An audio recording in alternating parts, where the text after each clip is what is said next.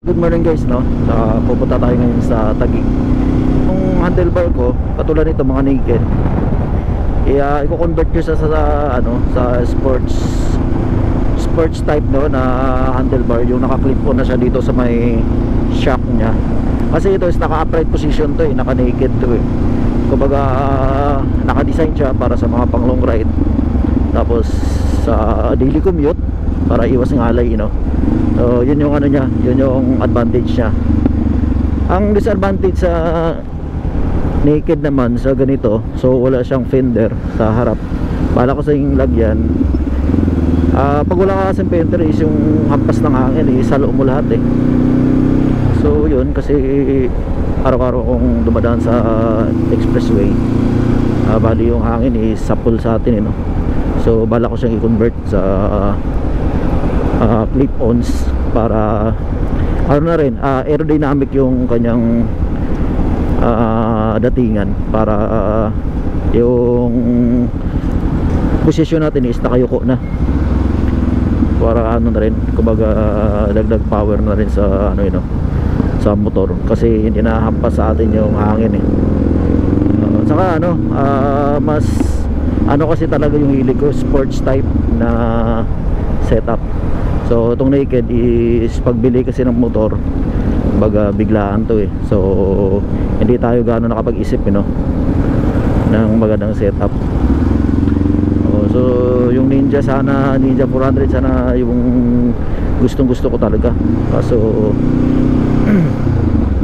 ayun, ano lang, napunta tayo dito sa CB500F. Pero nung nasubukan ko itong unit niya, yung naka upright position, so medyo ano siya, hindi ako satisfied ang mas gusto ko talaga yung mga naka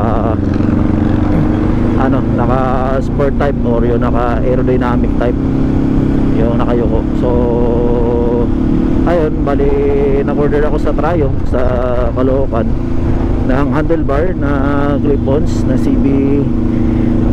clip-ons ng CBR 500R, kasi same lang naman sila ng shock. So nasa 41mm yung laki na kanyang diameter.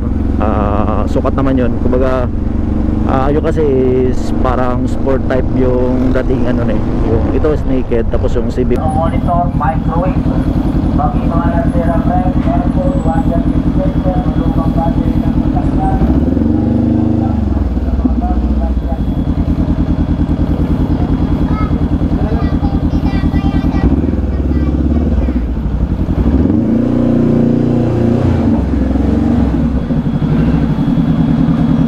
So tayo sa sa MM Moto Shop. So andyan si Sir. Kasi yung aking Honda CB. So ginawa ko siyang clip-ons So ito ginagawa na ni Boss. Ito ginagawa ni Boss dito maroon Honda eh. Ayan. Katulad ito naka CB650 Naayos yung kanyang radiator. Ayan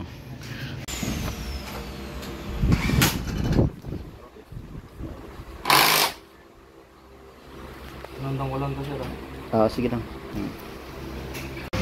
So meron din siya ditong Zenlo na mga auxiliary. Ayan siya.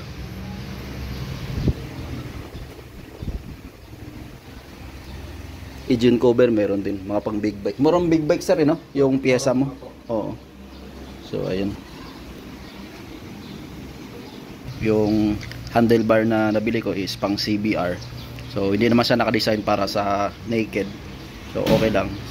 Didiskarta ni sir para mag-fit yung ating throttle. So ayan guys. Diesel baliktad pala. Medyo mahirap lang gawin unit natin kasi hindi siya naka-design para sa clip-ons. Pwede na lang to, customize, tapos diskarte na lang ni sir kung paano niya makabit yung mga accessories nito. Yung stock barrel mo sir, kunin natin, lagay natin dito. Pwede. Para Oo, walang vibrate din. Kasi mabibrate na to eh. Yung sa dulo niya. Bali, pag-isipan ko na muna boss yung side mirror ko. Paibalik na natin yung stock muna. Kasi araw-araw kasi ako nag-i-inlex, kaya Sanayin mo. nakasanayin mo kasi. Hirap yung bibiglay mo. Bibiglay Ng shop niya is Monday to Saturday lang. So linggo, kasi linggo ako pumunta ngayon. Bali na pagbigyan lang kasi naka-schedule tayo eh. So ganyan si sir. By schedule yung gawa niya. Pero pwede naman walk-in sir. Okay, okay. Oo. Monday to Saturday mga ganyan. Kasi before ano naman, before pumunta, chat lang ako. Chat na lang oh. Para kasi aware din ako kasi minsan pag may sabay-sabay, Oo. isa lang ako may Mag-isa lang, oo. Yun nga eh. Tagal lang. So ayun, isa rin yun sa inano ko pag sa Caloocan kasi halos ang dami nakapila. Baka hindi ka rin ma-entertain pag ganun eh. Yung stock na handlebar niya, ayun. Yan yung itsura. Yung naka-riser ba tawag dito sir? Oo, So ayun siya. So nung kinonvert ni sir, ito na yun siya. Ang ano niya oh. So tatanggalin namin to para kasi may butas siya dito screw. Okay lang naman. So maghanap na ako ng pantakip siguro diyan na ano. So ito yung itsura niya.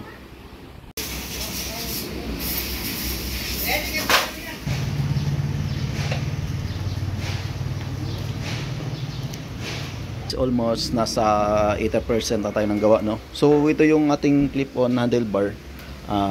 Kung may papansin nyo is may butas siya dito. So normal lang kasi ayun nga yung ano natin doon, yung upright na ano dito na may nakalagay kasi dito yan para umangat siya. So dahil kinonvert natin, so ang gagawin ko is lalagyan ko na ng sticker to. Dito pinag-iisipan ko muna yung kanyang bar and side mirror kung papalitan ko. Kaya stock muna yung nilagay ko siya. Kaya ganito yung itsura niya. Stock mirror no. Pero pag once na ano to, pag once na napalitan ng bar end, so maging itsura ng handlebar niya, parang ganito na siya guys no.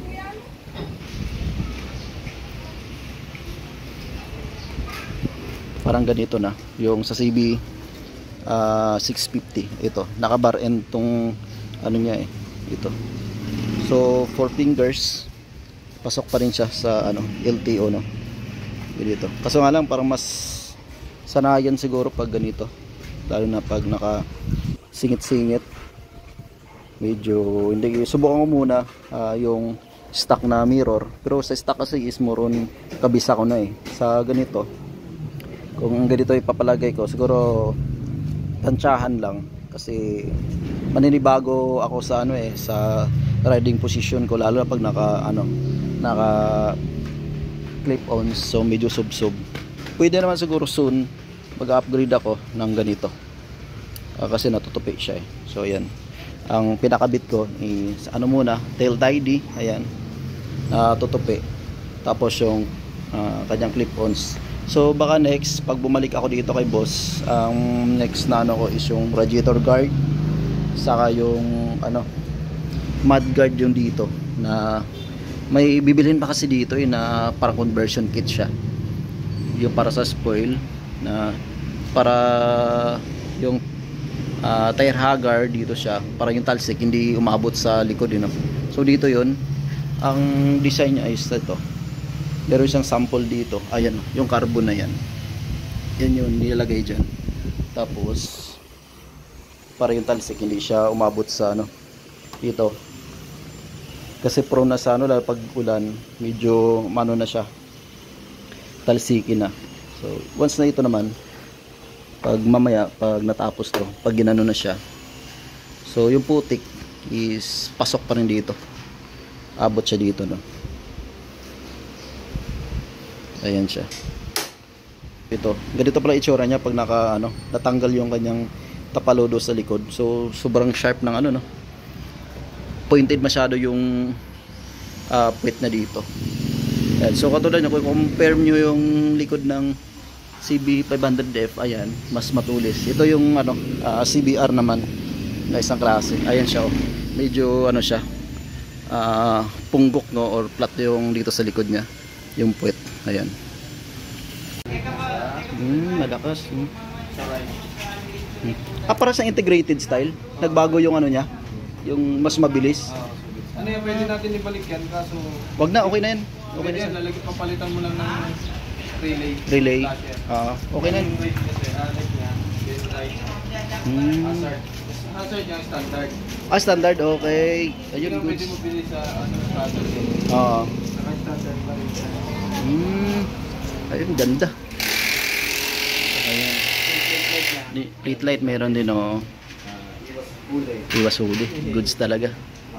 So yun guys, madali naman siya hanapin kasi pag once na ginugil map mo tong kanyang shop, Moto Shop, so lalabas siya dito. Susundan nyo na lang yung Google Map. So ayun. Kasi may sana, more on Caloocan, marami namang gumagawa doon. Kaso nga lang, kaya mas ginusto ko dito kay boss kasi ano siya, good siya kausap sa chat. Mabilis siya mag-reply. Tapos kung doon naman sa ibang shop sa Caloocan, medyo marami papagawa, no? So hectic yung schedule. Mamaya baka nakapila. So dito kay sir is isang araw lang, yun. Mabilis lang siyang ano. At saka active sila sa Messenger, kung ano yung mga tanong mo is nag-reply siya agad. Ayan. Ayan. Saka dito, kompleto siya ng tools, kaya di ka mangamba magpagawa, no? Kasi goods yung niya.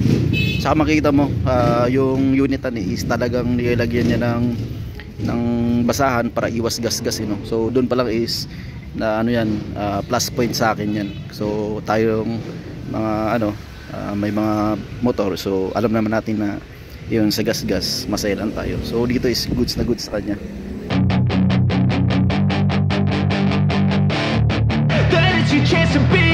Hey kid, don't ever let them get inside your head. They'll tell you what to do in life instead of everything you know that you could get. Don't let them guide your life towards regret. I'll fight for what I love with every breath. My past is filled with things I won't forget. I use them all to push me to my best. So treat the worst of times just like a test. If only I could go back in time, I'd tell myself